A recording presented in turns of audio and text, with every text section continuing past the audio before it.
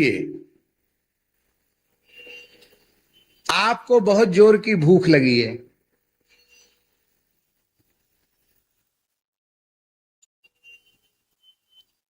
इतनी जोर की भूख लगी कि आप भूख को सहन नहीं कर पा रहे हैं, ठीक है।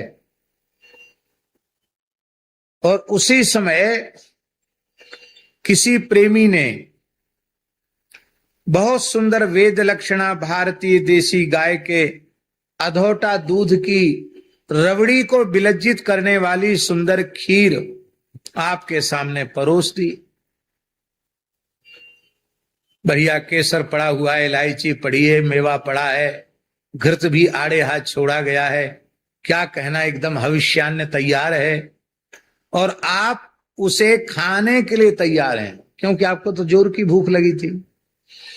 तब तक किसी प्रामाणिक व्यक्ति ने आकर कह दिया, मत खाओ इसको, क्यों, इसमें जहर है।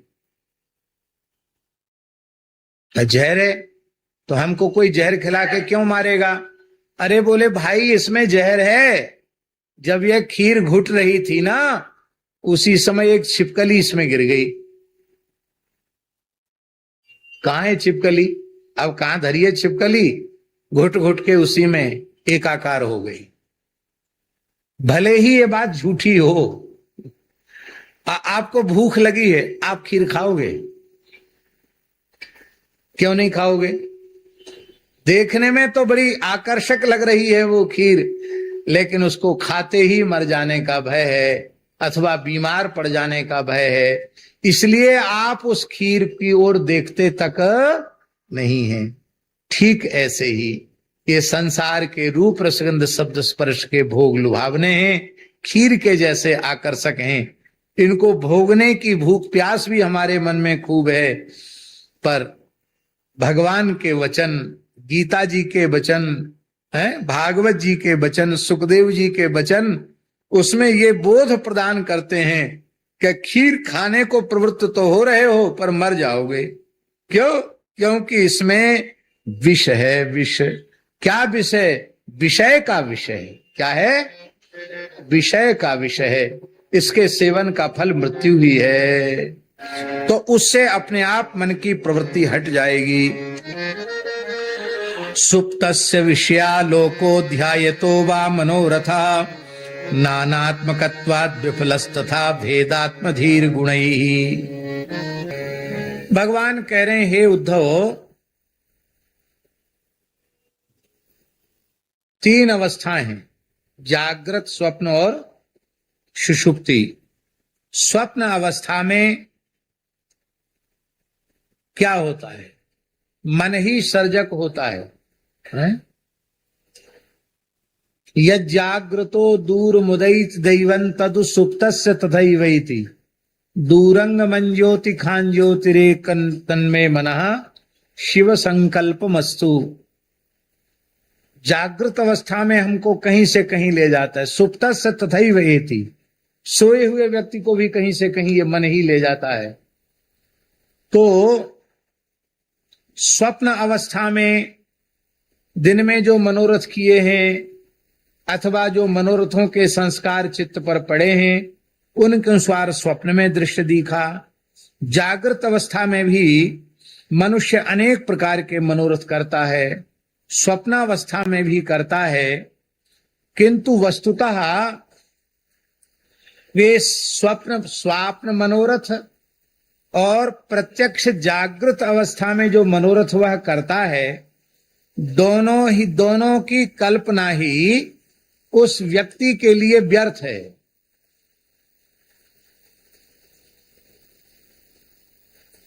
दोनों की कल्पना क्यों व्यर्थ है? इसलिए व्यर्थ है क्योंकि पदार्थ की उपस्थिति तो हुई नहीं।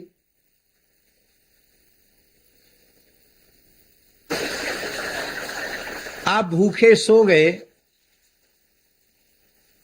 और सपने में आपको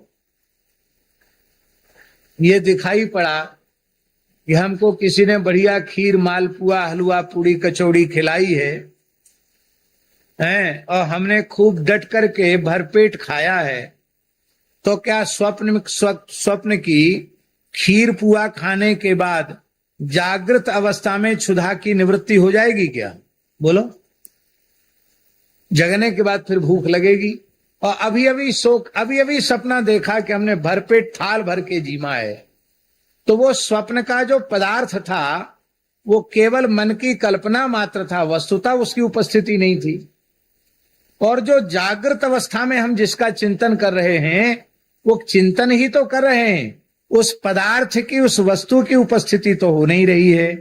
तो जब वस्तु की उपस्थिति नहीं हो रही है तो वह वस्तुतः व्यर्थ ही है। ऐसा जब अपने मन में सोच लेगा तो स्वप्न के समय जो व्यर्थ मनोरथ होते हैं वो, और जागृत अवस्था में जो व्यर्थ मनोरथ होते हैं वो दोनों ही बंद होने लग जाएंगे। फिर संकल्प विकल्प उसमें कमी आ जाएगी। संकल्प विकल्पात्मक मन है, वो मन का काम ही है संकल्प विकल्प में जीना, तो उसमें कमी आ जाएगी, चित्त मन समाहित हो जाएगा। और इंद्रियों के द्वारा होने वाली जो भेद बुद्धि है वो भी व्यर्थ ही है, क्योंकि इंद्रिय जन्य जो सुख है, पदार्थों के भोग में सुख है, वो वस्तुतः वो जो भोग हैं वे भोग भी तो शाश्वत नहीं है। ध्यान में आई बात? नहीं आई? जो स्वप्न में जो मन से भोग उपस्थित हुए वो प्रत्यक्ष में उपस्थित नहीं, इसलिए बेकार हैं। और जागृत में जिन भोगों की उत्पत्ति हमारे मन में हुई वो भी उपस्थित नहीं है, तो व्यर्थ हैं। अब प्रश्न उठा कि जो हमारे इंद्रियों के विषय बने हुए हैं क्या वे सत्य हैं?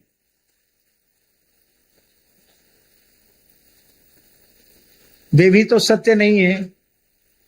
तो भेद कहां रहा? भेद तो रहा ही नहीं।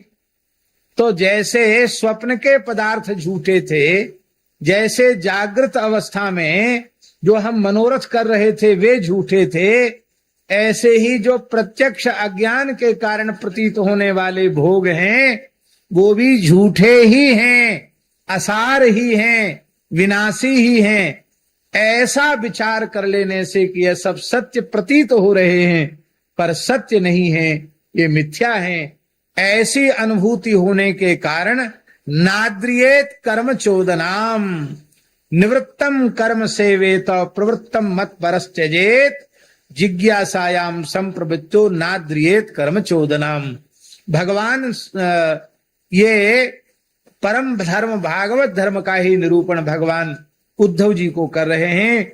भगवान कह रहे हैं कि देखो उद्धव, जो सर्वतो भावेन मेरे चरण कमलों की शरण में आ गया है उसे ऐसे कर्मों का आश्रय किसी भी अवस्था में नहीं लेना चाहिए जो चित्त की वृत्ति को बहिर्मुख बनाने वाले हों।